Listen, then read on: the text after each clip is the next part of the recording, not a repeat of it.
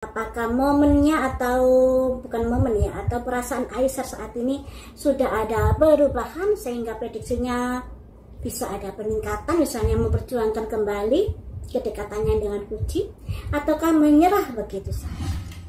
Ya, yang terbaik saja untuk mereka ya. Kita doakan yang terbaik karena mereka kan masih baru saja kenal, kemudian dijodoh-jodohkan, kemudian gonjang-ganjing, dan fansnya saling serang dan memperuncing keadaan jadinya. Ini untuk Aisyar. Apakah Aisyar akan memperjuangkan rasa sukanya kepada Fuji? Ada simbol. Ayo langsung aja kita lihat videonya. Beberapa hari yang lalu saya kan sudah memprediksi Aisyar. Ternyata hasilnya adalah jalan buntu. Begini salah, begitu salah, maju mundur salah. Itu yang dirasakan Aisyar. Nah, makanya di sini ingin saya prediksi lagi, apakah momennya atau bukan momen ya, atau perasaan Aisyar saat ini sudah ada perubahan sehingga prediksinya bisa ada peningkatan, misalnya memperjuangkan kembali kedekatannya dengan Fuji, ataukah menyerah begitu saja? Ya, yang terbaik saja untuk mereka ya. Kita doakan yang terbaik karena mereka kan masih baru saja kenal, kemudian dijodoh-jodohkan, kemudian gonjang-ganjing, dan fansnya saling serang dan memperuncing keadaan jadinya. Ini untuk Aisyar. Apakah Aisyar akan memperjuangkan rasa sukanya kepada Fuji?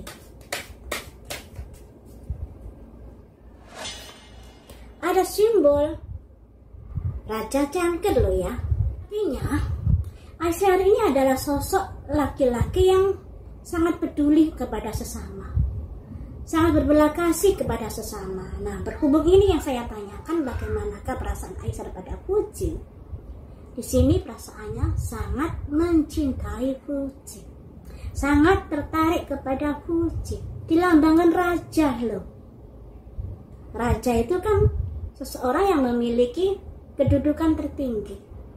Makanya bisa dikatakan rasa cintanya kepada Fuji ini begitu besar.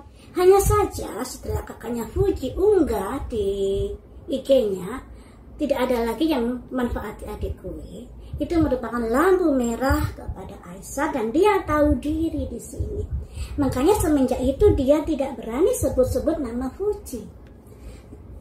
Nah, di sini fansnya juga jadi menghujat Aisyar. Dulu kenapa kamu sebut-sebut nama Fuji, sekarang kamu nggak mau dikait-kaitkan dengan Fuji? Lah itu tadi karena ada peringatan, warning tadi dari kakaknya Fuji. Karena Aisyar tahu diri kakaknya Fuji tidak menyukai hubungan ini, tidak menyukai kalau Aisyar dekat dengan Fuji, karena Aisyar dikira manfaati Fuji, dituduh pansos Fuji dan lain sebagainya. Ini membuat Aisyar menjadi mundur teratur. Ya, jadi dia nggak berani lagi sebut nama Fuji, bukan karena keinginannya, tapi memang karena dia nggak mau menyebut itu sebab sudah ada lampu merah, sudah ada peringatan. Ada yang bilang itu kan nggak sebut nama, tapi seseorang yang peka, yang tahu diri pasti akan merasakan, oh ternyata status itu ditujukan kepada saya, seperti itu ya. Karena seseorang itu memiliki kepekaan, tanggap dan lain sebagainya. Ini loh. Jadi itu salah satu sebab mengapa Aisyar tidak menyebut nama Fuji lagi, karena sudah ada warning dari kakaknya Fuji. Kamu mencintai Fuji. Apakah kamu akan memperjuangkan Fuji agar bisa bersamamu setelah kondisi yang gonjang-ganjing seperti ini? Ada Raja Pedang. Seseorang yang pandai, seseorang yang tegas mengambil sebuah keputusan. Pedang itu untuk apa? Biasanya pedang itu untuk memangkas juga kan, untuk menusuk juga. Atau pedang itu juga lambang dari pemikiran-pemikiran, ide-ide atau kecerdasan.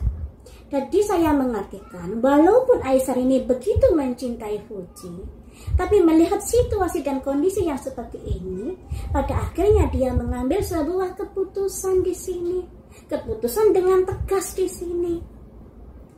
Nah, salah satunya tidak mau menyebut nama Fuji lagi. Kemudian dia akan berkunjung ke keluarga Fuji ketika ada undangan. Itu sebab akibat dari unggahan Fadli itu tadi. Keputusan apa yang ingin kamu ambil di sini yang akan kamu putuskan dengan tegas? Nah, ini juga ada simbol Ratu Pedang. Di sini Raja Pedang, di sini Ratu Pedang.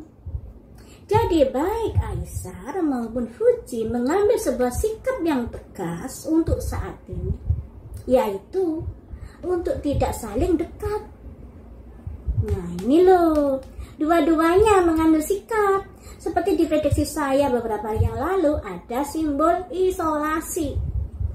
Jadi mereka berdua ini memang sudah membatasi diri untuk tidak menyatu.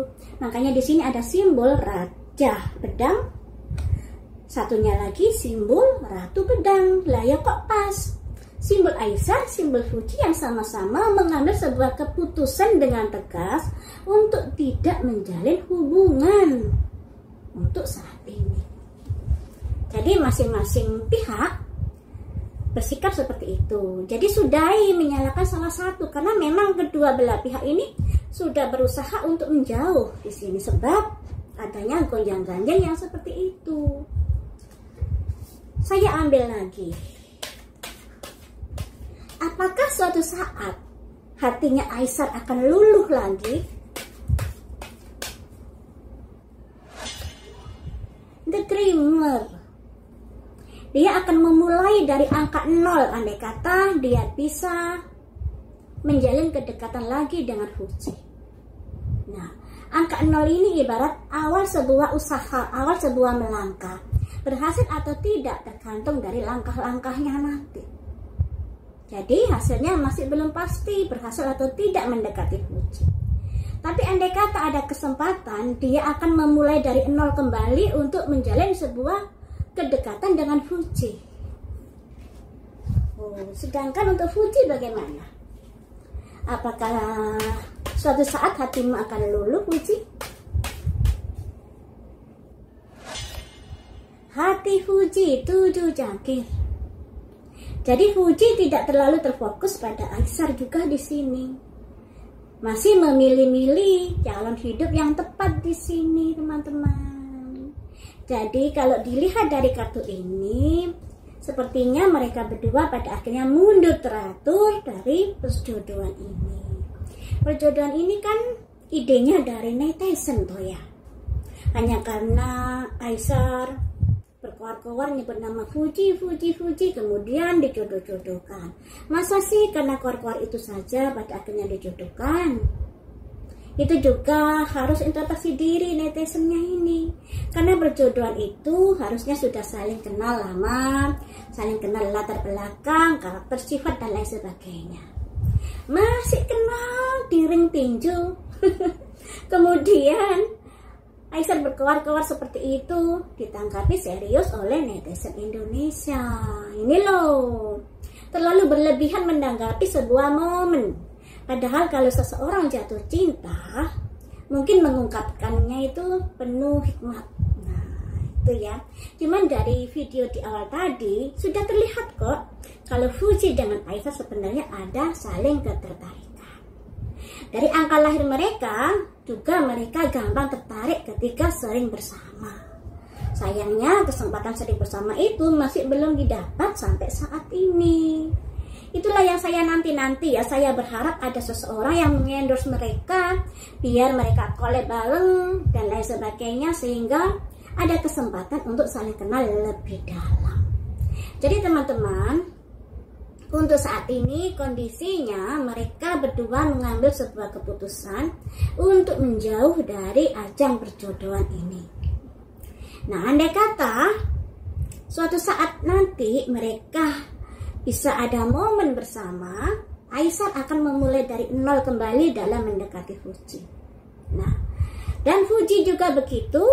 Setelah dia memutuskan untuk menjauh Aisar, dia pikirannya juga nggak terfokus lagi pada Aisar, karena dia ingin mencari pendamping hidup yang sesuai dengan apa yang diharapkan. Ini loh ya, ada 7 cangkir. Memilih-milih mana yang tepat. Kadang-kadang memilih-milih terlalu banyak pilihan, padahal ada sosok di depannya yang mungkin begitu cocok, jadi terabaikan. Lalu banyak memilih, pada akhirnya kamu tidak melihat yang baik di dekatmu. Itu nasihatnya di kartu ini. Kembali lagi ingin saya prediksi, apakah Aisar nanti bisa menikah dengan Fuji di suatu hari nanti, entah tahun ini, entah tahun berapa ya. Endingnya nanti apakah bisa menikah dengan Fuji? Ini belum pernah saya prediksi di sini ya. Di konten saya belum pernah saya prediksi apakah mereka akan ada sebuah pernikahan di dalam hidupnya. Ada 2 pedang. 2 pedang ini simbol dari kebimbangan dalam membuat sebuah keputusan. Kalau saya memutuskan ini, nanti resikonya seperti ini. Kalau saya memutuskan ini, resikonya seperti ini. Jadi masih bimbang, ambigu di dalam mengambil sebuah keputusan. Ada simbol perencanaan. Rencana itu ada. Jadi bisa dikatakan ketertarikan itu ada. Ketertarikan untuk bisa menyatu itu ada. Dari prediksi saya kan memang ada perasaan saling suka di antara mereka berdua. Hanya saja ya tidak semudah membalik telapak tangan. Banyak sekali hambatan dan cobaannya. Balance. Balance ini simbol dari saling support, saling berteman dan lain sebagainya. Jadi masih dalam tahap pertemanan. Apakah mereka akan menikah di suatu saat nanti? Kekecewaan karena adanya pihak ketiga. Jadi sepertinya mereka nggak sampai ke pernikahan. Karena tidak semudah itu untuk menyatu ternyata. Ada simbol seseorang membawa tameng dihujani tongkat-tongkat. Yang artinya ada banyak masalah yang akan dihadapi dalam usaha-usaha ketika mereka ingin bersama, ingin menjalin hubungan yang lebih dekat. Dan ini udah terjadi kan saat ini. Udah terjadi kan. Baru beberapa hari dijodoh-jodohkan langsung ada ini itu dan lain sebagainya. Dan ternyata juga ada pihak ketiga di sini yang menjadi salah satu penyebab. Salah satu pemikiran-pemikiran untuk tidak menikah atau tidak menjalin pacaran. Ini adanya pihak ketiga. Jadi mereka lebih nyaman sebagai sahabat untuk kedepannya teman-teman. Seperti itu ya teman-teman. Jadi untuk ke arah jenjang pernikahan kayaknya susah. Sulit.